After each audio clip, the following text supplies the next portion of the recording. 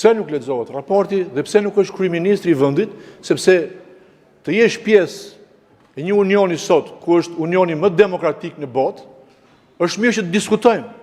Dhe ata që ndërtuan dhe themeluan këtë union, besuan që ardhmja e tyre dhe kur i dorëzuan planin nga Jean Monnet Robert Schumanit, i cili kishte kaluar në luftën e dytë botërore, kishte përjetuar luftën, autokracinë, diktaturat, filloi të besonte dhe hodhi një tezë. Kombet tona do të jenë sigurta vetëm nëse ka demokraci. Në Shqipëri nuk ka demokraci. Në Shqipëri ka autokraci. Nuk shkohet në Europë as me recitime, as me lavdrime, as me servilizëm, po shkohet me kritik. Kryeministri i Shqipërisë do të jetë në parlament, do të jetë kryenegociatorja dhe duhet lexohet raportit për problemet që ka Shqipëria. Nëse ne flasim më shumë për problemet, jemi më afër Europës. A nëse ne kthehemi lavdrimeve, propagandës, glorifikimeve, atëherë nuk bëjmë asgjë tjetër, vetëm se kthehemi aty ku ishim 50 vjet tërkohës. Kështu që kjo ditë kaq e rëndësishme, e cila, dhe unë do mbaj një fjalim për e tërhoqja fjalën, ka lënë vetëm 4 minuta për të folur për integrimin e Shqipërisë, e cila është një vizion e një pjesë të madhe të përsekutuarve politikë që vdiqën burgjeve të komunizmit për vlerat perëndimore, vetë doja të flisja sot të paktën 10 minutë për këtë tezë. Koha e caktuar është minimaliste. Ne nuk hymë në Europë me servila. Harrojeni këtë gjë. As me injorim, as me bullizim. Europa është vlerë, bazohet në një vlerë të madhe. Dhe nuk hymë dot as me krimin organizuar, as me heqje fjale, as me shkurtim fjale. Hymë vetëm me vlera. Prandaj do ishte etike, po njerëzit që nuk kanë pasur ndonjëherë etik, nuk e kuptojnë ç'është Bashkimi Evropian. Bashkimi Evropian nuk mund të jetë forcë, nuk mund të jetë vota pafund, nuk mund të jetë krim. Bashkimi Evropian ka lindur pikërisht nga dhuna që kanë përjetuar popujt. Faleminderit. Faleminderit. Zoti Alizoti, besoj e sqarova edhe referuar rregullores, raporti është publik, është i afishuar, trajtohet në komisione, lexohet, diskutohet, debatohet në komisione, në seancë vjen rezoluta të cilës i paraprihet një debat. Koha prej 5 orësh është dakordsuar, nuk është vendosur, siç e thash, nga kryetari i kuvendit, dhe shpërndarja e kohës brenda grupeve parlamentare bëhet nga kryetarët e grupeve. Gjithsesi, zoti Hasani ka kërkuar fjalën dhe mbase ka diçka për të sqaruar më tepër. Edhe sekretari i komisionit. Kryetar, të lutem, a mund të vazhdojmë me seancën? Raporti është diskutuar pardje në Komisionin për Evropën dhe Punët e Jashtme, kemi pasur kryenegociatorën aty. Të pranishmit kanë ndërhyrë, kanë marrë përgjigje për pyetjet që kanë bërë. Kush nuk ka qenë prezent, e ftoj ta shohin atë mbledhjet e komisionit që është në rrjetet sociale dhe të vazhdojmë rreth ditës. A mund ta marr fjalën kryetar? Lexoj rezolutën. Zoti Erald Kapri. Rezoluta është pikë tjetër, pikë 4. Ke emocionin. Zoti kryetar, prania e kryeministrit në sallë, jo vetëm për raportin, por për çdo gjë të rëndësishme, është detyrim kushtetues. Madje edhe në rregulloren e kuvendit, në nenin 95, ne kemi parashikuar që të ketë të mërkurave një seancë pyetje-përgjigje me kryeministrin posaçërisht, që nuk ka ndodhur kurrë. Nuk ka ndodhur kurrë. Pra kryeministri nuk vjen në këtë parlament të jap llogari. Dhe konkretisht për çështjen e integrimit ka një problem thelbësor. Pra nëse në draft rezolutën që ne kemi sot përpara për ta miratuar sot në parlament, themi që duhet të mbështesim kriteret e Kopenhagenit, kryeministri ka një mendim të kundërt. Kryeministri mendon bashkë me presidentin e Serbisë që ne do të hyjmë në Bashkimin Evropian jo si antar me drejta të plota. Ky është një vendim i kryeministrit dhe i qeverisë, ndryshe nga çfarë na sjellin këtu në parlament. Dhe ne duam ta pyesim kryeministrin. Pra si do shkojmë në Bashkimin Evropian, si do antarësohemi në Bashkimin Evropian. Dhe mungesa e tij në këtë parlament nuk tregon forcën, por dobësinë e tij. Dhe kjo gjë duhet mbarojë zoti kryetar, kryeministri duhet vinë në sallë, të japë llogari dhe duhet përgjigjet të gjitha kërkesave për interpelanca dhe jo t'i delegojë tek ministrat e vet. Faleminderit. Faleminderit. Zoti Noka.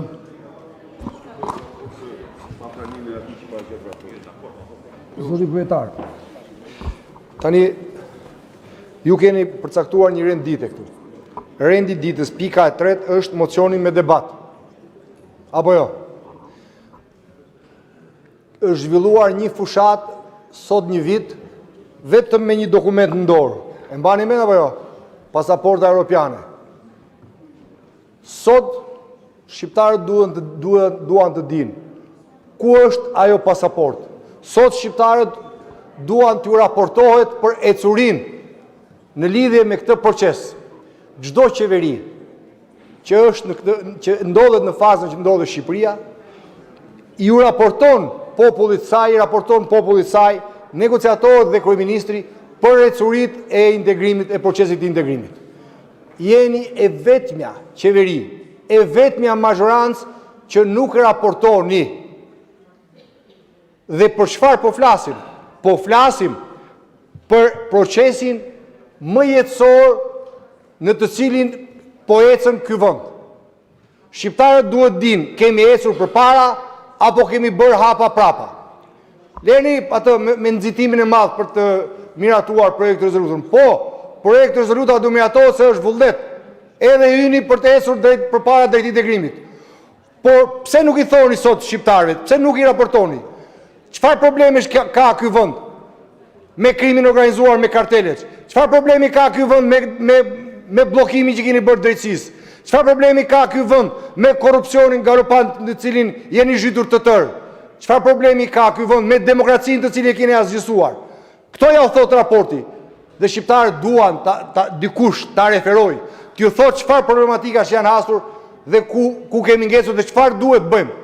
Po ju jeni mësuar gjithmonë kur del çështja e problemet, jeni mësuar me teorinë e strusit, fusni kokën në rër, po keni harruar se ato të pasmet i keni zbuluar. Ju shohin shqiptarët dhe ndërkombëtarët. Mos kujtoni se fshiheni dot pasaj. Nuk ndodh askund, në asnjë vend. Më gjeni një vend tjetër, që atje nuk është kryeministri. Nuk vjen kryeministri në këtë ditë kaq të rëndësishme. Nuk vin negociatori, kryenegociatori apo grupi negociatave, që t'ju thotë, t'ju raportoj qytetarëve të vendit. A mund më thoni, zotri, ndaj ju lutem, përpiquni sa do pak se dhe ju, edhe ky parlament është pjesë e atij raporti, se si është goditur parlamentarizmi, se si është goditur demokracia, se si është marrë peng ky parlament, ndaj të paktën ju përpiquni të dilni, ta lexoni atë raport dhe të dilni mbi këtë batak të cilin po ju zhysin ju për ditë, ju zoti kryetar. Faleminderit.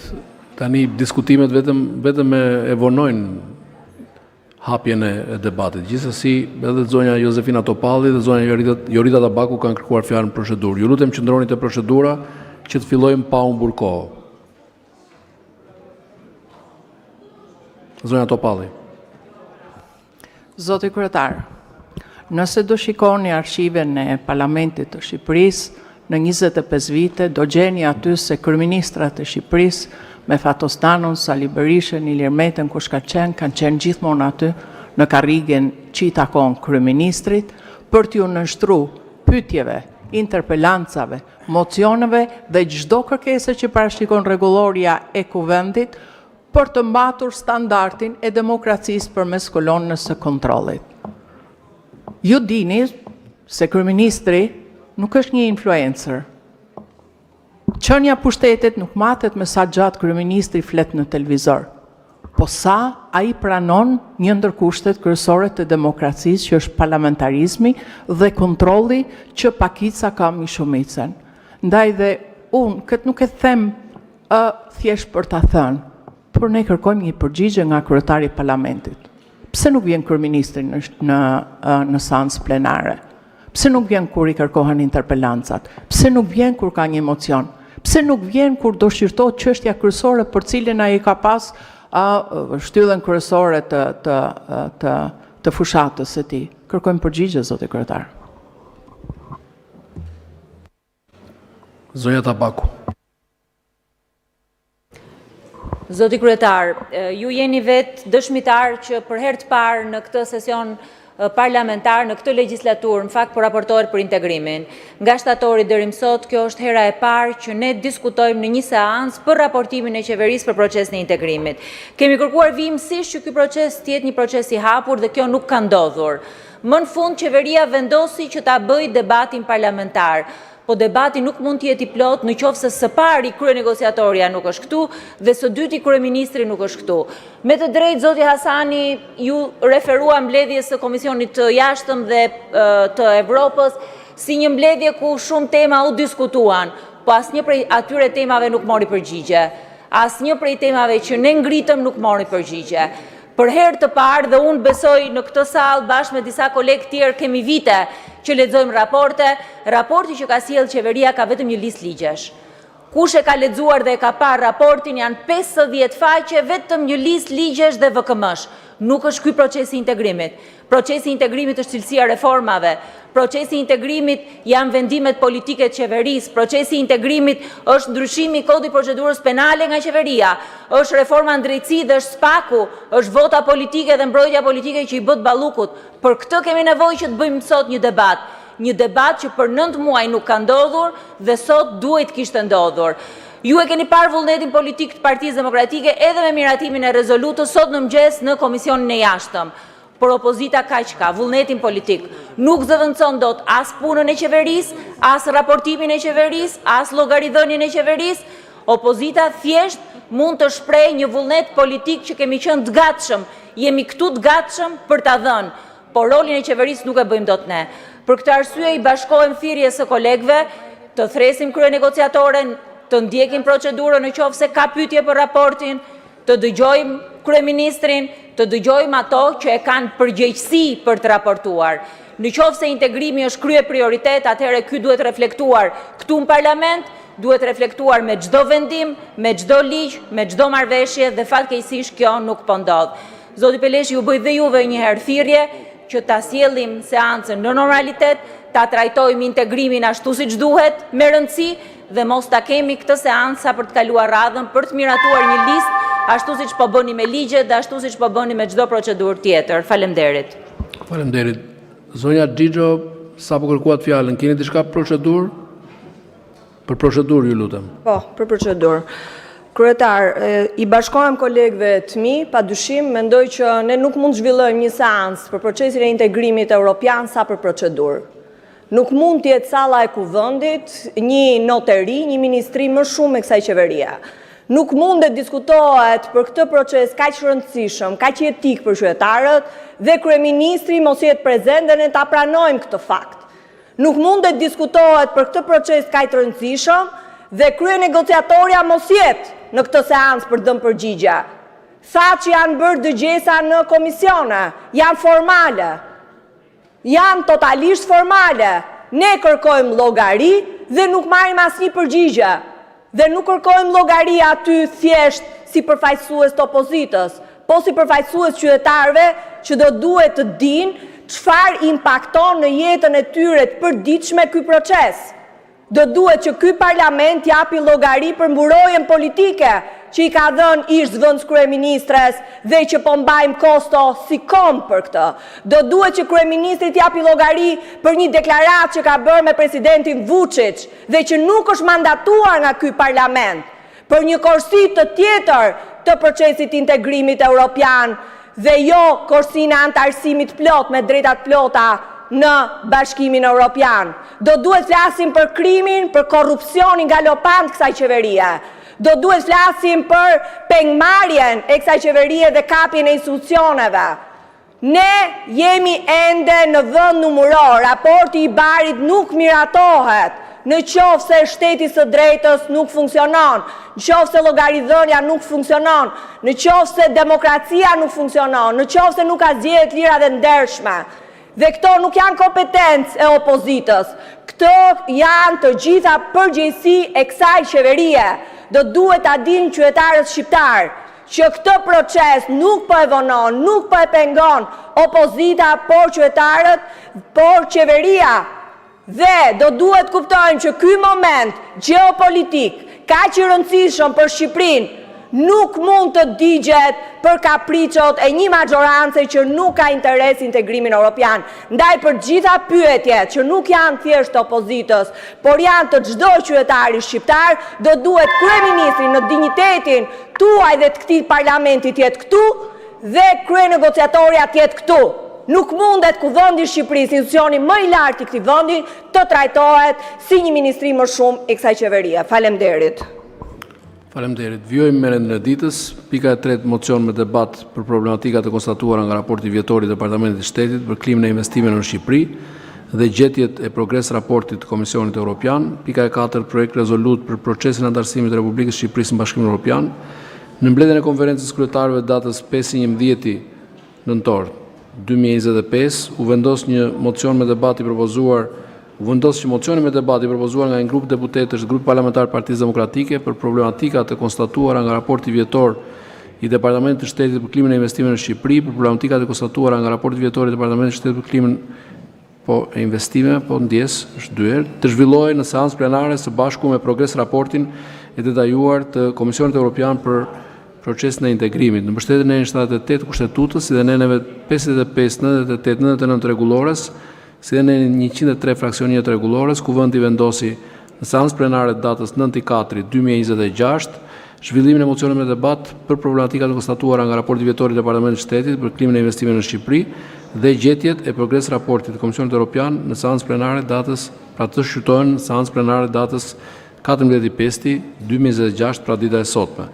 Në bazë të neni 48.3 rregullores Kuvendit, koha e diskutimeve është 5 orë, ndahet në mënyrë përpjesëtimore ndërmjet grupeve parlamentare, minutazhi është si vijon. Grupi parlamentar i Partisë Socialiste 178 minuta, grupi parlamentar i Partisë Demokratike 75 minuta, grupi parlamentar Aleanca për Ndryshim 15 minuta, grupi parlamentar Partia e Lirisë 15 minuta, deputetët jashtë grupeve parlamentare 17 minuta. Para se të fillojmë me diskutimet nga Komisioni për Europën dhe Punët e Jashtme, do të lexohet projekt rezoluta për procesin e antarësimit të Republikës Shqipërisë në Bashkimin Evropian dhe më pas edhe me kërkesën e saj, zonja Vokshi, si nënkryetare e Komisionit.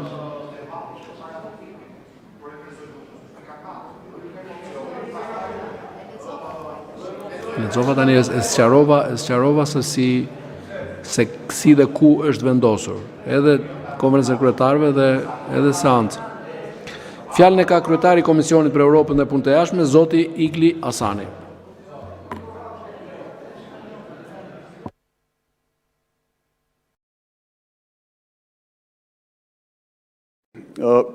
Po lexoj projekt rezolutën e Kuvendit të Shqipërisë për procesin e antarësimit të Republikës Shqipërisë në Bashkimin Evropian, në zbatim të Kushtetutës Republikës Shqipërisë dhe neneve 18 dhe 103 fraksion 1 të rregullores Kuvendit të Shqipërisë, në zbatim të nenit 18.1 të ligjit 15 të vitit 2025 për rolin e Kuvendit në procesin e negociatave dhe antarësimit të Republikës Shqipërisë në Bashkimin Evropian të ndryshuar, duke rikonfirmuar se antarësimi i Republikës së Shqipërisë në Bashkimin Evropian përbën objektiv strategjik kombëtar që udhëheq dhe orienton të gjithë agjendën reformuese të vendit për transformimin demokratik, institucional, ekonomik dhe social, duke nënvizuar përgjegjësinë kushtetuese të Kuvendit të Shqipërisë për mbikëqyrjen e procesit të integrimit, forcimin e kontrollit parlamentar dhe garantimin e transparencës, duke theksuar se orientimi evropian në zgjedhje e vullnetit lirë me rëndësi strategjike mbarkombëtare që gëzon mbështetje të gjerë qytetare dhe përfaqëson një angazhim të qëndrueshëm ndaj vlerave themelore të Bashkimit Evropian, demokracisë, shtetit të drejtës, lirisë, paqes dhe bashkëjetesës, barazisë dhe dinjitetit njerëzor, duke pasur parasysh kriteret e Kopenhagës dhe parimin se procesi i antarësimit bazohet në merit, kushte të drejta dhe zbatim real të reformave në